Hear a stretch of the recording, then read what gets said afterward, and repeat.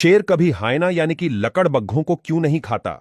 जब शेर हायना का शिकार करता है तब भी उसे खाने के बजाय ऐसे ही छोड़कर क्यों चला जाता है?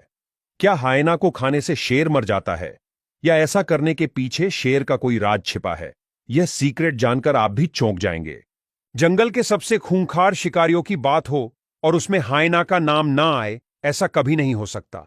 हायना ऐसे प्राणी है जो बहुत ही खूंखार होते हैं। जब वह शिकार को दबोच ले तो समझो उसको यमराज भी बचा नहीं सकते।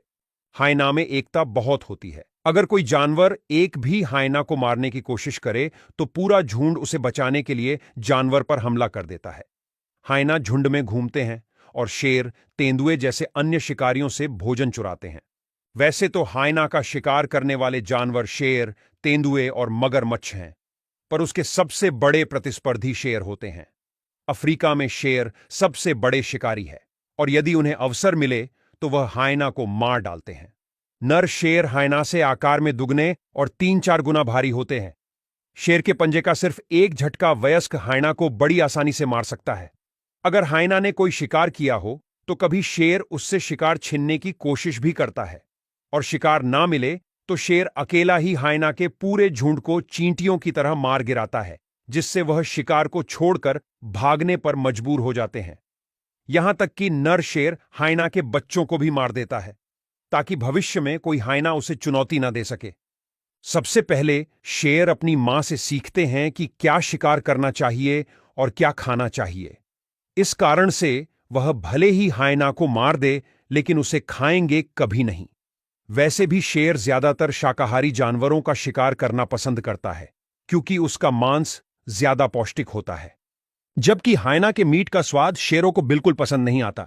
हायना बीमारियों या पैरासाइट्स वाले किसी भी जानवर का शिकार करके उन्हें पचा सकते हैं और जब शेर ऐसे हायना को खाता है तो उसका स्वास्थ्य बिगड़ने लगता है।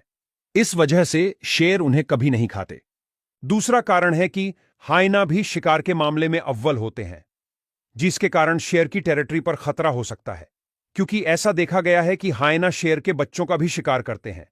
इसलिए शेर अपनी टेरिटरी बचाने और अपनी दुश्मनी निभाने के लिए उन्हें मार देते हैं।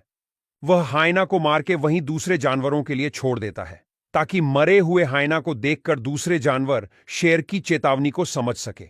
यह बिल्कुल एक डराने, धमकाने और चेतावनी देने की बात है, जैसे कि शेर ऐसा जाहिर करना चाहता हो कि उसके इलाके में परिंदा भी पर नहीं मार सकता। कुछ केसेस में ऐसे शेरों को देखा गया है जिन्होंने हायना को मारकर खा लिया हो सकता है कुछ बार ऐसी भी विकट परिस्थितियां आ जाती है कि शेर भूख से तड़प रहा हो, तब वह हायना को भी खा जाता है, लेकिन ऐसा होने का चांस 1% से भी कम है। तो बताइए, हायना और शेर की बात आपको कैसी लगी?